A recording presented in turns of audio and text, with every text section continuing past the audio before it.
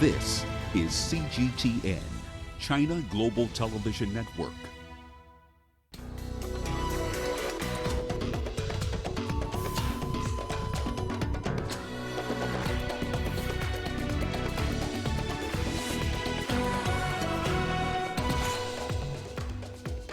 Afghanistan's government and the Taliban open historic peace talks in Doha.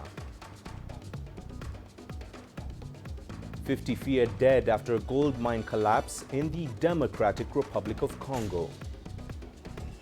And the WHO calls for unity in the fight against COVID-19 6 months after the pandemic was declared. You're watching Africa Live on CGTN. Great to have you joining us. I'm Mahia Mutua in Nairobi. Also coming up, in business, Sudan declares an economic emergency after the collapse of its currency. And in sports, Tunisia female shooter fired up for her 4th Olympic Games in Japan next year. We begin in Qatar, where Afghanistan's government and the Taliban have opened peace talks with a ceremony in the capital, Doha. It comes a day after the 19th anniversary of the 9/11 terror attacks, which triggered U.S. military involvement in Afghanistan. The talks were scheduled for March but were repeatedly postponed due to disputes over a prisoner swap deal. U.S. Secretary of State Mike Pompeo spoke at the event on Saturday, calling on both sides to take the opportunity to move away from violence and bloodshed. You will write the next chapter in Afghan history. We hope this chapter is one of reconciliation and progress, not another chronicle of tears and bloodshed. We urge you to make decisions that move away from the violence and the corruption and towards peace and development and prosperity.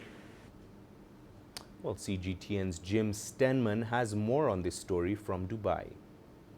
These talks have the potential to bring an end to nearly 2 decades of conflict that's devastated Afghanistan and killed tens of thousands of combatants and civilians. While getting the two parties to the negotiating table is an achievement in itself, the road ahead won't necessarily be an easy one due to the sheer complexity of questions needing to be tackled, including what kind of country Afghans themselves want to live in and what role the Taliban might have. The meeting is attended by U.S. Secretary of State Mike Pompeo and comes just a day after the 19th anniversary of 9/11, which of course triggered America's involvement in Afghanistan in order to hunt down the mastermind behind the attacks, Osama bin Laden, who received sanctuary from radical Islamist Taliban rulers. Negotiations for a comprehensive peace deal were envisaged in the withdrawal deal signed by the U.S. and the Taliban in February in order to end the conflict. Now, one sticking point was the release of 5,000 Taliban prisoners, which was secured earlier this week. The Afghan peace talks come at a time when President Donald Trump is keen to show progress on his pledge to pull out most of America's foreign forces stationed in Afghanistan, especially with the U.S. election around the corner. Well, on to the Middle East, where Bahrain says it will normalize ties with Israel. It's the second Arab state to do so in the space of a month, following in the footsteps of the UAE. U.S. President Donald Trump took to Twitter on Friday to describe the deal as a historic breakthrough, but Palestine has condemned the agreement, calling it a betrayal of the Palestinian cause. The agreement is expected to be signed at the White House later next week. At least 50 people have died after an artisanal gold mine collapsed near Kamitunga in the east of the Democratic Republic of Congo. According to a local mining NGO, the accident occurred due to heavy rains. Mining accidents are common in unregulated artisanal mines in Congo. In October last year, a landslide at a disused gold mine killed at least 16 people, while 43 clandestine miners died in another landslide at a copper and cobalt mine in June 2019.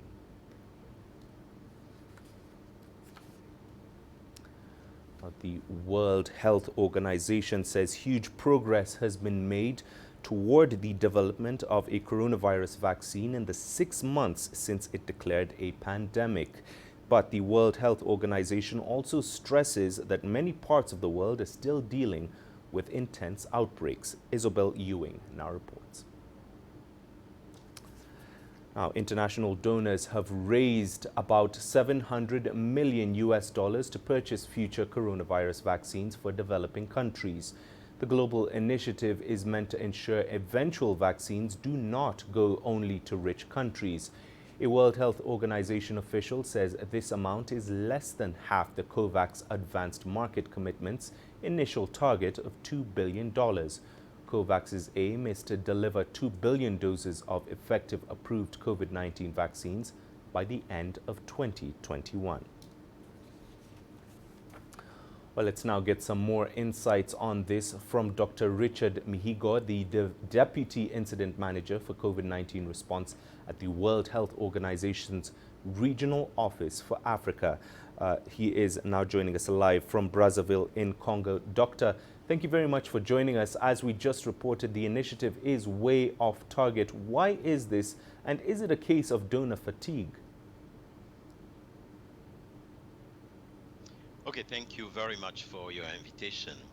Yeah, it's true that for the moment, the contribution has not yet met the expectation of the COVAX facility. But I think we need first to be happy that we have reached that level.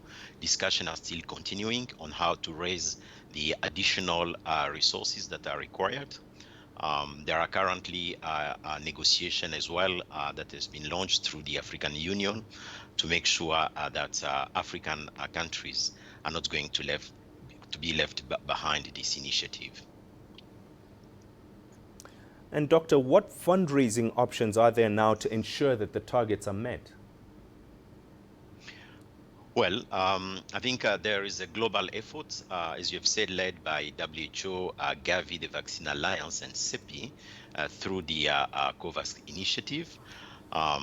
This is targeting mainly the rich country to see private companies, philanthropics, to see how they can provide additional resources to make sure that the target is met. But there are separate fundraising avenues that are starting to be pursued, notably through the African sources themselves. There is a lot of negotiation and discussion going on now through the AU-led initiative as well, to make sure that countries, philanthropists, private sector in Africa can also contribute to this global effort. All right, Doctor, thank you very much for that. Dr. Richard Mihigo with the WHO Regional Office for Africa, joining us live there from Brazzaville in Congo. Going back to an earlier story, the World Health Organization says huge progress has been made towards the development of a coronavirus vaccine in the 6 months since it declared a pandemic. But the World Health Organization also stresses that many parts of the world are still dealing with intense outbreaks. Isabel Ewing now reports. On March 11th, the World Health Organization made the declaration of a pandemic amid frustrations that governments weren't acting urgently enough to curb the spread of the deadly coronavirus outbreak. On that day, there were 118,000 confirmed cases worldwide. Now there are more than 28 million, and there have been more than 900,000 deaths. We mourn the loss of the people who've been lost. We celebrate the bravery of our frontline health workers. We stand with all of those people around the world who have struggled to get by in this pandemic. 6 months since the pandemic was officially declared, and these COVID skeptics have gathered in Budapest to express their frustration over the restrictions, saying they want their normal lives back. Hungary's hit a new record in its daily infections tally with 718 new cases in the past 24 hours. But normality isn't returning anytime soon, so experts say do your best to prevent getting infected, particularly because the long-term effects of the disease are unknown. The World Health Organization says it needs significant funding in order to speed up clinical trials and manufacturing of vaccines. And experts warn there are challenges that remain even if a vaccine is developed soon, such as disinformation campaigns and finger-pointing between countries. Health leaders say such geopolitical pressures are not helpful. The risk of politicization and polarization around issues like vaccines, the issue of nationalism that has come to the fore over the past few months is detrimental to end this pandemic, because this virus is smart and gets into any crack that we leave open in our social fabric. How long this pandemic will last is still unknown, but what most experts agree on is that a united effort is the best approach. Isabel Ewing, CGTN. Meanwhile, Kenya is set to begin trials for a COVID-19 vaccine developed by a British company in partnership with Oxford University. The trials will target hundreds of health workers who are on the front line in the battle against COVID-19. CGTN's Robert Nagila has the details. These are the people that will be among the first participants in Kenya to take part in clinical trials for a COVID-19 vaccine being developed by AstraZeneca in partnership with Oxford University. The trials, to be conducted by the Kenya Medical Research Institute and partners, will recruit close to 400 health workers along Kenya's coast and are scheduled to begin later this month, making Kenya only the second country on the continent after South Africa to take part in vaccine trials. Having a local group participate in these studies will help inform whether this vaccine is for us. Does it require any modification? Is it going to do harm? Health workers are being prioritized due to their high risk of exposure to COVID-19. In June this year, the government announced over 450 health workers have tested positive for the virus. Dr. Peter Munyu says the success of the trials will depend on a number of factors. In step 1 and step 2, they are looking to see whether it is safe, and secondly, whether it is going to create the resistance that we are looking for, or what we call immunogenicity. Global trials for the vaccine were paused earlier this week after a participant became ill. But the company's CEO says a vaccine could still be ready by the end of the year. Those we spoke to on Nairobi streets backed the trials in the country. We are contributing in our own little way, and we shouldn't be complaining so much about that thing. The way things are here, we should try anything that helps us. I don't think it's a bad thing. I will not refuse. If it's successful, we will be among the first to get the vaccine. With more than 1.3 million COVID-19 cases and over 32,000 dead, there's been a concerted effort by African countries for access to a vaccine once it's available. The World Health Organization says international donors have so far raised $700 million to purchase vaccines for poor countries. 8 African countries, among them South Africa, Gabon and Namibia, agreed to self-finance access to the vaccine. Robert Nagila, CGTN, Nairobi, Kenya. Now, the U.S. has over 6.4 million COVID-19 cases, and infections continue to rise. Our correspondent Nathan King looks back on the U.S. response and how the political divide has hampered the country's efforts. March 11th. The fears that COVID-19 was spreading largely unchecked confirmed. A global pandemic, the like of which not seen in a century. But already the US knew what it was dealing with. The US Centers for Disease Control and Prevention had confirmed community spread in February. The US president restricted air travel from China and the European Union. But in front of the cameras, Donald Trump was still saying the virus would just disappear. It's going away now. It'll go away like things go away. A lot of people think that goes away in April. But the truth was the most powerful nation in the world was not prepared, and political division diluted the strength to take on a virus that does not discriminate. New York City quickly became the epicenter with thousands of cases a day and hundreds of deaths. Faulty COVID-19 test kits, shortages of ventilators and personal protective equipment for healthcare workers led to pleas from New York's governor and others, and a blame game started between Democratic governors and the commander-in-chief. There was a scramble for supplies, pitting the White House against the states. It's like being on eBay with 50 other states bidding on a ventilator. And you see the bid go up because California bid, Illinois bid, Florida bid, New York bids, California rebids. And then FEMA gets involved and FEMA starts bidding. Meanwhile, an initial 15-day stay-at-home order was extended, and health officials warned that COVID-19 would spread unless people complied. We got to brace ourselves. In the next several days to a week or so, we're going to continue to see things go up. We cannot be discouraged by that because the mitigation is actually working. The US death toll hit 1,000 on March 26th, but increasingly, the US president was equally or perhaps more concerned with livelihoods. The economy was in a coma. Trillions of dollars was being funneled into the economy, unemployment soared, and small but vocal demonstrations began demanding states reopen their economies.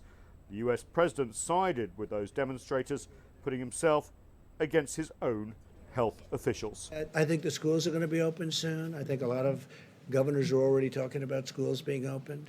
Some states ditched CDC reopening guidelines, and a political divide on mask wearing had sadly predictable results. A surge in cases in the southern states like Florida and Texas. And US cases surged into the millions, now more than 6 million and counting. Deaths in late April hit 50,000, just as the US president started backing controversial and sometimes untested and dangerous treatments. I see the disinfectant where it knocks it out in a minute, 1 minute. And is there a way we can do something like that by injection? Now in September, that death toll hovers near 200,000, with cases surging past 6 million. In the middle of a re-election campaign, the Trump administration continues to blame China for the pandemic and the suffering in the US. With little hope anytime soon of containing the virus in the US, all hope now is focused on finding a vaccine, and fast. The US president has hinted that one might be available before Election Day in November. However, there is no vaccine for the political divide, which has hampered the battle against COVID-19, and no cure also for the dramatic fall in respect of the United States, as it has the highest number of cases and the highest number of deaths in the world. 6 months ago, that would have been unthinkable. Nathan King, CGTN, at the White House. Stay with us here on Africa Live. Here's what's still to come. Americans remember victims of September 11 attacks amid coronavirus restrictions. And Ethiopians usher in their new calendar year with hope for better days ahead.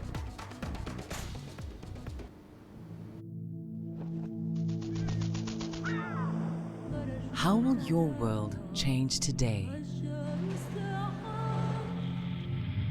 What happens here?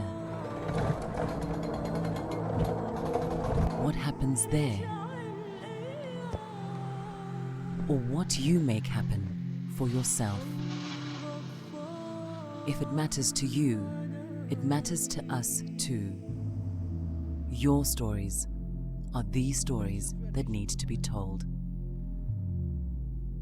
Africa Live. Find your voice.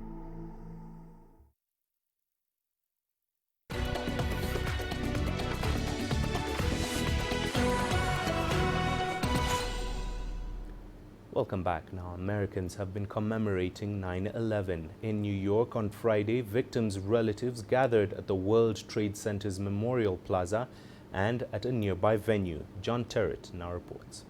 COVID-19 has changed everything, including how America remembers those who died on September the 11th, 2001. There were two events in New York this year, an official one at Ground Zero with a recorded reading of the 2,983 names of the dead to reduce the risk of the virus spreading.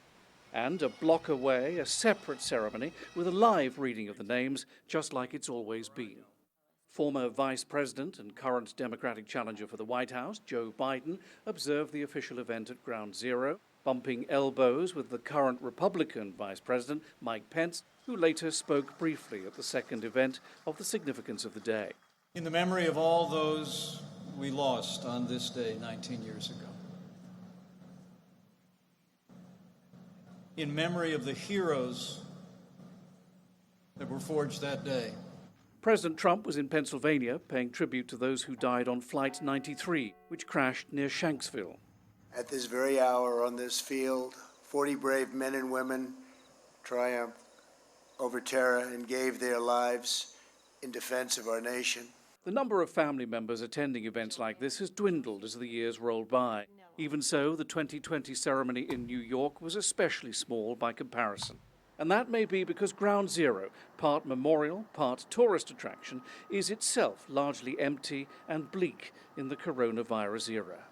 Outside Ladder Company 10 and Engine Company 10, a fire station 1 block away from where the towers stood, where 6 firefighters were lost, a floral tribute has been erected high above a bronze mural on the wall that says, "May we never forget." And the little odd job man who takes it upon himself to teach visitors what happened here in 2001 has been forced to tie up his belongings in a black plastic bag and leave them by a police barrier. There are few tourists for him to take spare change off anymore. Up the hill, the hamburger restaurant still does brisk business, but nothing like it used to. Its second floor has been closed for months. And under the trees in nearby Zuccotti Park, once packed with workers on their lunch breaks, signs warn where the handful who still come must and must not sit.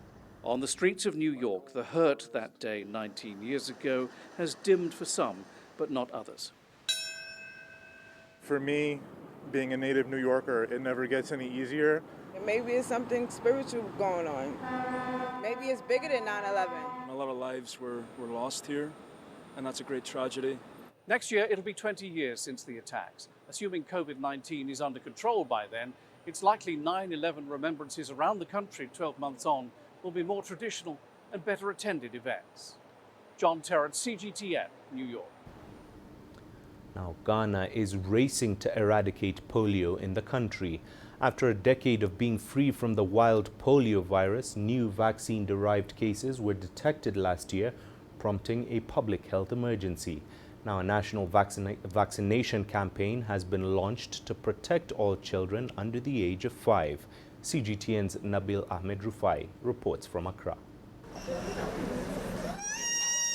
Kate Cheney's baby is getting a polio vaccine, one of over 4.5 million children the government is targeting as part of a mass immunization campaign. I am very happy my daughter has been given the polio vaccine. I want to protect her from all childhood diseases. Polio is a highly infectious viral disease transmitted through contaminated water and food and can cause crippling paralysis and sometimes death. For a decade, Ghana was polio-free until last year when a 2-year-old baby contracted the disease and became paralyzed in both limbs. We haven't had a case of wild polio virus for some years now, but we have a few circulating vaccine-derived polio virus. So we want to ensure that the children, the more vaccines they get, the more immunized they get. Last year, Ghana recorded 18 cases of vaccine-derived polio, and a public health emergency was declared. 11 cases of polio have been recorded in Ghana this year. Health officials hope by vaccinating these children, they can limit the spread of the disease. The Accra Metropolitan Assembly's Health Directorate, which is carrying out the immunization program, plans to move from one house to another to vaccinate all children under 5 years. What we want to achieve, first of all, is to make sure that every kid of that designated age is vaccinated and ultimately eradicate polio from our system. That is what we want to do.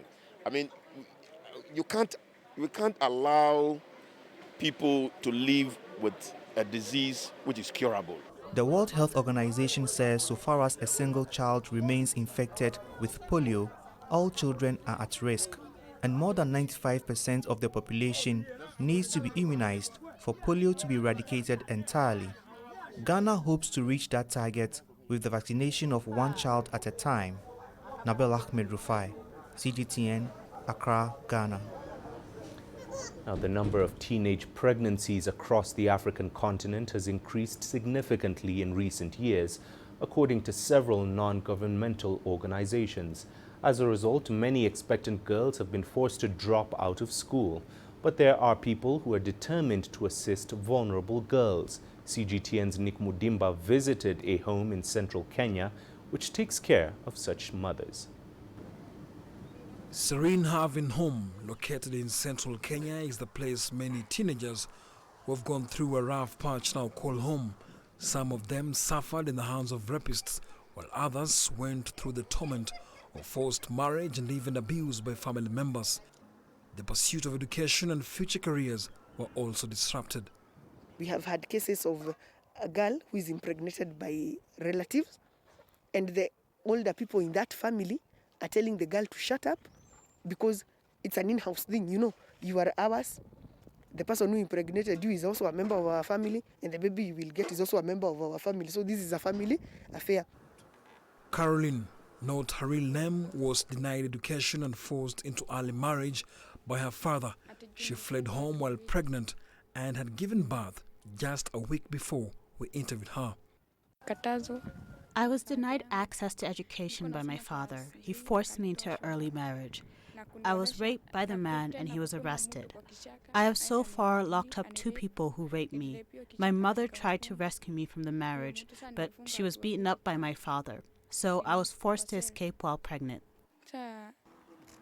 Rose, not her real name, was promised gifts by her father, who abused her. I slept with my father. It's me who wanted. He promised to buy me a new phone and gave me $10 after the act. He refused to give me what he promised, and I reported him to the authorities. In Ruth's case, a man took advantage of her homelessness.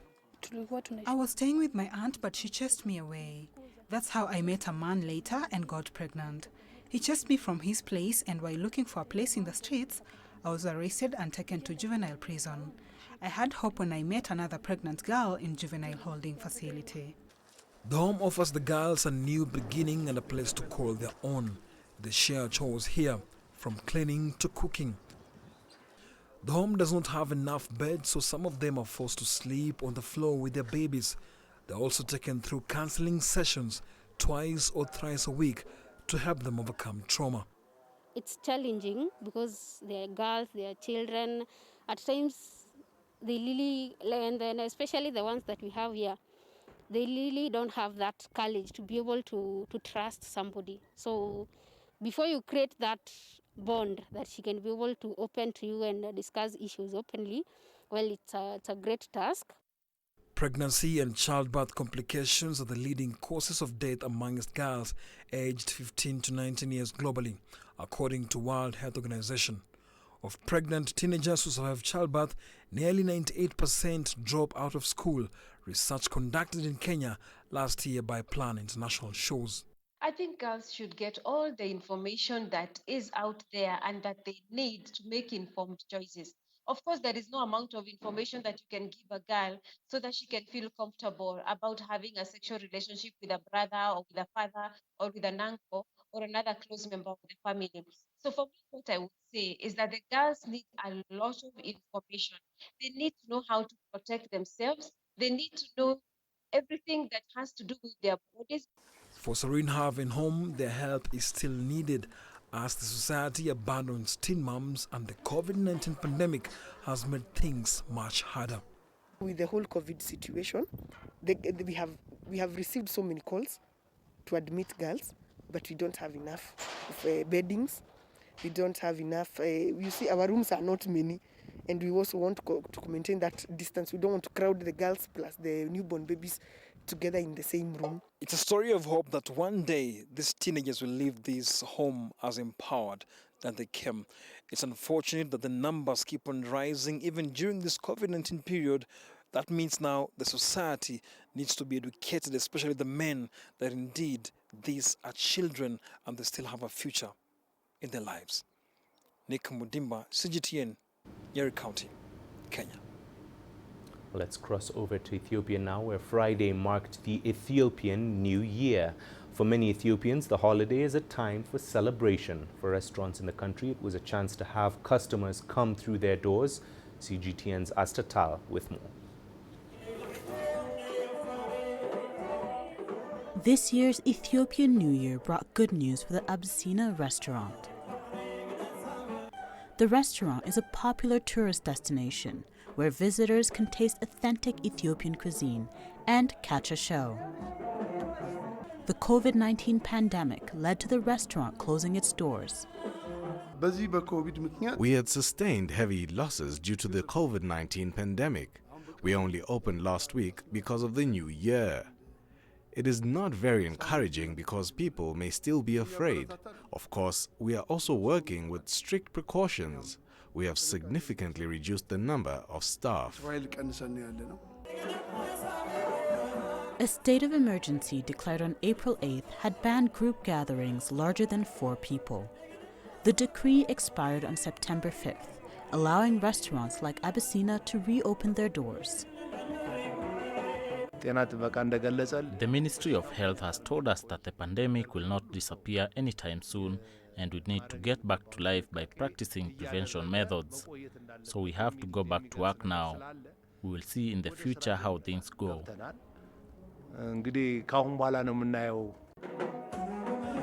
As he waits for more customers to come through his doors, Tizazu is hopeful that business will pick up again. Astatal, CGTN. Well, here's what's coming up in the business. Sudan declares an economic emergency after the collapse of its currency. Africa is the nexus of enterprise, and global business will tell you why it matters. From the mega investment projects to multi-billion-dollar mergers and acquisitions. Africa today collects, just in terms of revenues from taxes alone, $545 billion a year. If you take 10% of that and you devote it to the energy sector, problem solved. All this on Global Business, weekdays at this time on CGTN.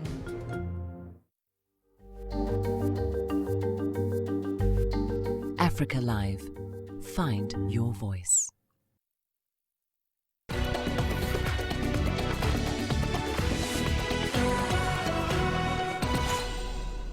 Welcome back. Now, Kenya's economy is expected to grow by less than 2.5% this year, down from last year's 5.4%, mainly due to the impact of the coronavirus pandemic.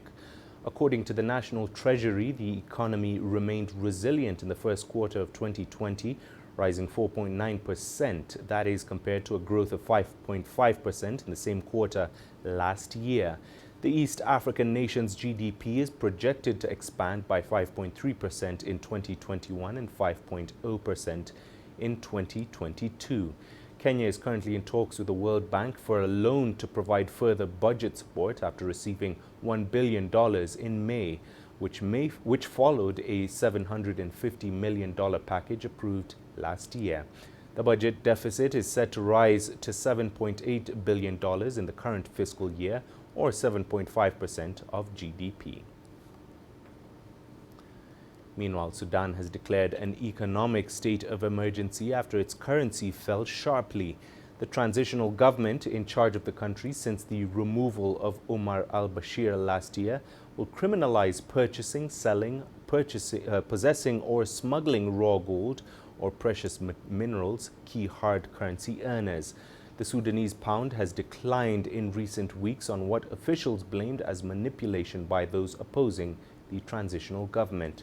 The currency has been devalued 4 times since 2018. Inflation in Sudan is second only to that of Venezuela, with the headline rate climbing to roughly 144% in July. UK businesses are set to enjoy tariff-free trade on 99% of exports to Japan. This comes after London and Tokyo secured a free trade deal on Friday. Britain said that the agreement is expected to increase bilateral trade by over £15 billion, about $19 billion US. It is the country's first major deal as an independent trading nation after Brexit, and it is a positive step after trade talks with the European Union suffered a major setback. The British Chambers of Commerce said a free trade deal with Brussels remains critical to the future of businesses in the United Kingdom. Meanwhile, the UK Prime Minister is calling for support from Conservative members of Parliament as his plan to alter key provisions in the Brexit deal draws backlash from the European Union. During a group call, Boris Johnson said the party must not return to miserable squabbling over Europe. The EU earlier warned London there was little chance of a new trade deal unless the UK reverses course. The European Parliament's lead lawmaker on Brexit said they would not ratify a free trade agreement if the UK breaches the withdrawal agreement. Coming back to Kenya, the country's decision to close schools until January because of the coronavirus has left many of its private schools struggling to survive. At Roka Preparatory School in central Kenya, the sound of children in classrooms has been replaced by clucking chickens. The playground is now a vegetable plot. James Congo, who founded the school 23 years ago, says he had to turn to farming to survive this difficult period. CGTN's Alexandria Majala has more. A few short months ago, these rows of spinach were a sports field where the students of Roka Preparatory School once played football. Where there were classrooms, now roam sawdust-covered clucking chickens. This private school is now a farm. No students have thundered down these really quiet corridors since March, when Kenya abruptly closed its schools 3 days after the first case of COVID-19 was detected. Corona came as a shock to everybody, me included. And because it has stopped us from carrying on with our daily routines, teaching in the classrooms and getting a revenue from the children. And all at once we are told, home you go, and we went. Private schools have been harder hit. According to the Kenya Private School Association, the country's 11,400 private primary and secondary schools serve about 2.6 million students. They vary from bare classrooms charging a few thousand shillings a term to ultra-manicured campuses serving the nation's elite. KPSA adds that around 150 schools have already gone bust, and most of the 158,000 teachers working in private schools are on unpaid leave. The loss of income means some private schools will shut permanently. I had to think how to use the classrooms because they were haunting most of the times. When you wake up in the morning and you hear the empty classes looking at you, it's an investment, very discouraging. And quickly I thought of occupying the classrooms. And the idea that came first was to keep chicken in the classrooms. While some schools have been able to oversee distance learning, in others, the pupils and the teachers have no way to connect to the internet. This has driven some to look for creative ways to make money. But turning Roka Preparatory into a farm doesn't solve all problems. The school has lost $184,500 in school fees this year from its 520 students, while still paying partial salaries to teachers. Schools are expected to stay closed at least until January. Kenya's Education Ministry say they can only reopen when the number of COVID-19 cases drops substantially. Alexandria Majala for CGTN. Now, Ethiopia has inaugurated a multi-million-dollar recreational park in the capital, Addis Ababa, that's set to become a major urban tourism site. The Chinese-funded Sheger Park is part of a 58-kilometer-long riverside beautification project that showcases Ethiopia's cultural diversity and affirms the long-standing friendship between Addis Ababa and Beijing. Here is CGTN's Girum Chala with more details. The landmark Sheger Park is now open to the public, 11 months after works commenced to develop the recreational project. The park comprises cultural centers, an art gallery, and place of science and technology, which mirrors Ethiopia's rich culture and history. Ethiopia is banking on the Friendship Square as a major tourist site. It will also act as a focal point for any event, be it a music festival, meetings, or any other celebration. Now that our capital has got such a magnificent park which can be used for many events, the city's name and reputation will definitely be elevated. For a very long time, Addis Ababa has been blamed for lacking public recreational locations. Now that has changed, and a new start has been ushered in from today.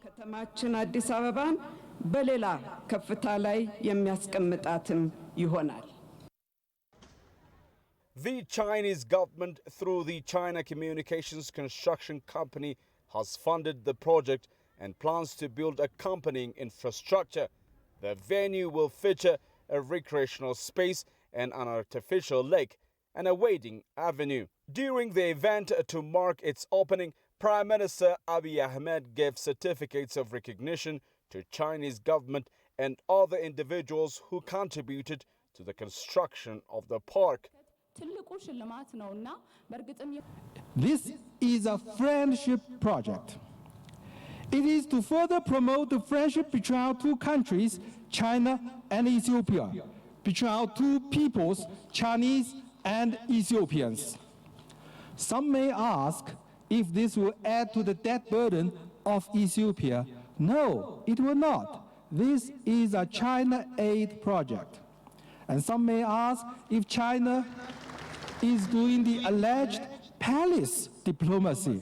No, this is not a palace, but a public space, a people park. Let me also say that, like all other projects, there is no political strings attached. I love China. I love Ethiopia. I hope the friendship between our two countries will last forever, and this friendship square could be the best carrier and witness. The opening event of the Friendship Square was marked with an unprecedented military parade alongside other events. The parade showcased the capacity and preparedness for any combat by the country's Republican Guard. The Friendship Square will now become the new highly recognizable landmark of Ethiopia. Under the Beautifying Shege project, Ethiopia is building public parks, recreational centers, and more inside the capital, Addis Ababa. This project of more than 50 kilometers is expected to be completed in few months' time. The initiative aims to give the capital a new and modern look, with magnifying its uniqueness to serve its residents and whoever visits. Group Chala CGTN, Addis Ababa, Ethiopia. Tunisia's new tourism minister has warned that the coronavirus pandemic could wipe out gains made by the sector over the last 60 years. The North African nation has pledged to deploy much-needed financial support to revive the industry, which employs close to 500,000 people. From Tunis, here is Adnan Chawashi with that story.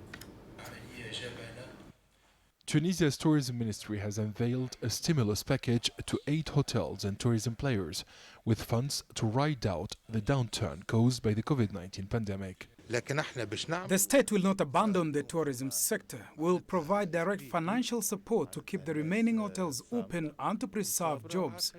I commend the sector's resilience during this crisis. We will ensure tourist activities return to normalcy after the pandemic. The newly sworn-in tourism minister assured of adequate security despite the recent terrorist attack in the coastal city of Sousse, and maintained there have been no cancellations or interruptions reported so far. Our hearts are with the National Guard victim and his family. Yes, we are hit by terrorist attack, but it did not impact tourist activities. Tunisia remains a safe destination which applies strict security and health protocols in accordance with international standards.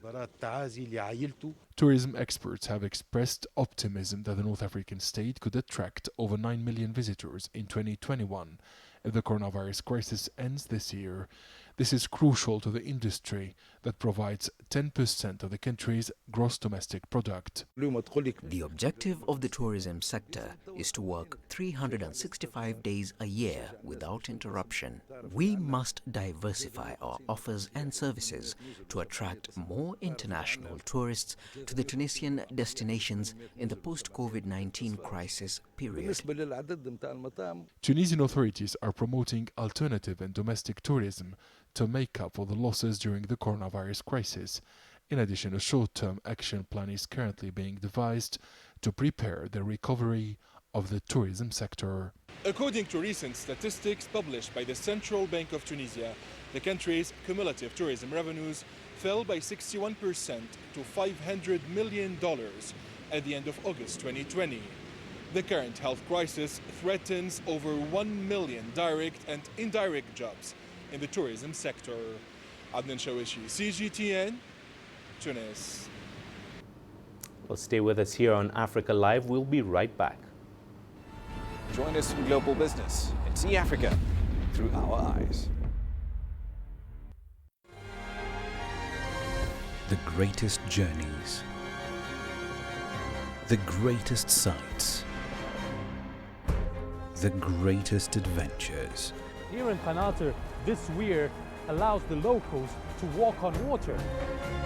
We're far more than just TV news. We're your passport to the wonders of Africa. To bring you stories of struggle, survival and hope.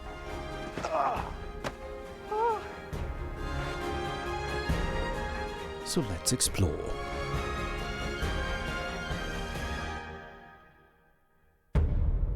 CGTN. See the difference.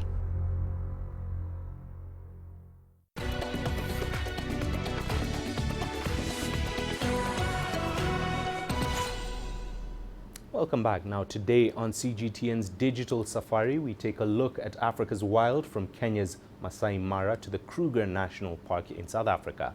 Enjoy.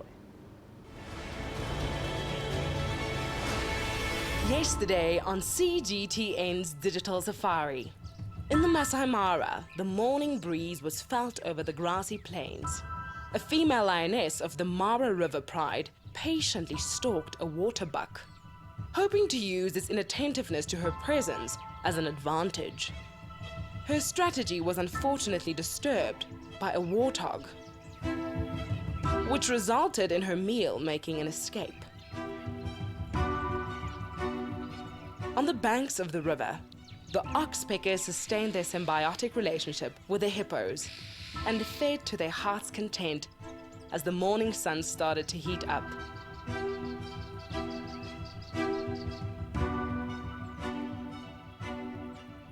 Happy that they successfully stole a baby giraffe from the Talamati Pride, Ribbon and her clan hung around with their bellies full. The sight of June's mammary glands is an exciting sign of the growing numbers in this clan. In Buffelshoek, a hyena was hot on the heels of Tlalamba, forcing her to find refuge in a false marula tree to keep her and her kill safe.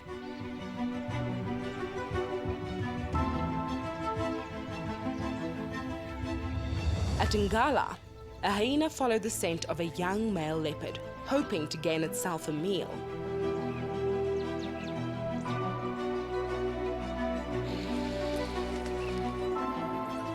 The wild dogs in Chitwa Chitwa engaged in hunting classes.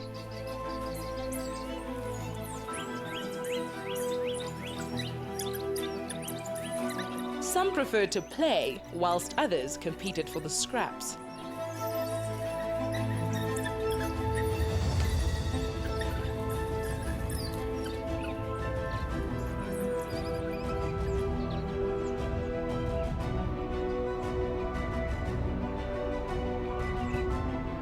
This continued in Pinda as two lion cubs practiced their survival skills.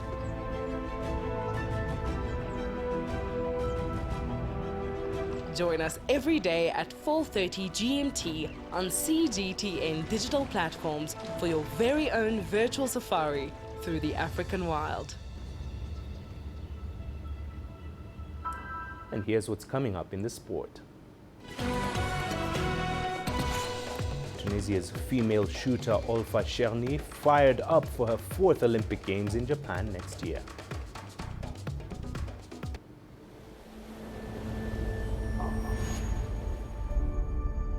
How would you create your legend?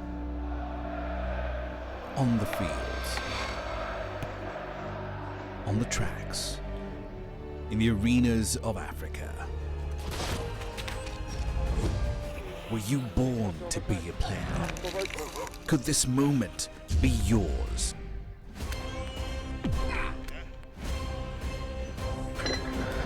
Sports Scene. Find your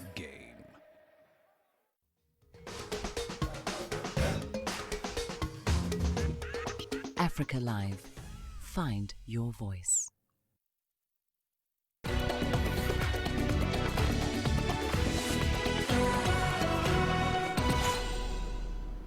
Well, we start things off in Tunisia, where a female Olympic shooter is now back on the range in the North African country following the pandemic lockdown. Olfa Cherni is proud of her fourth qualification to the Olympics following participation at the 2008, 2012 and 2016 Games. CGTN's Adnan Chawashi has more. Olfa Cherni is one of the best shooters in Tunisia, Africa and the Arab region. She won 5 Arab titles and has dominated the sport discipline in Africa for several years. Now she continued the preparation for the 2021 Summer Olympics. The Tunisian shooting team was in the midst of preparation for the Olympics when the coronavirus pandemic hit the world. The preparation here at home and abroad was interrupted. We've stagnated for a few months to respect health protocols. Then we resumed normal training to get ready for the Olympic challenge. The champion says that belonging to the Tunisia shooting sport team is a huge responsibility. Olfa is a hard-working and disciplined athlete who views rigor and patience as key characteristics for any shooter. In addition, the shooting discipline, just like that of any other sport, requires a good physical condition, hard training without interruption, strength and courage. We need to work in a calm training facility. Patience and concentration are necessary in this sport. Farid Lamri is the coach of the national team. He says that the Tunisia Shooting Sport Federation has provided the necessary logistical and human needs and accompanied its best athletes for several years in order to improve their level at international tournaments, especially the Summer Olympics. Tunisia can win an Olympic medal in the shooting discipline. In 2016, in Brazil, Olfa almost qualified to the final. She was very close to the podium. She ranked 9th while only 8 shooters reached the final. Now the preparation is underway to reach the 2021 Olympics and to show the best performance.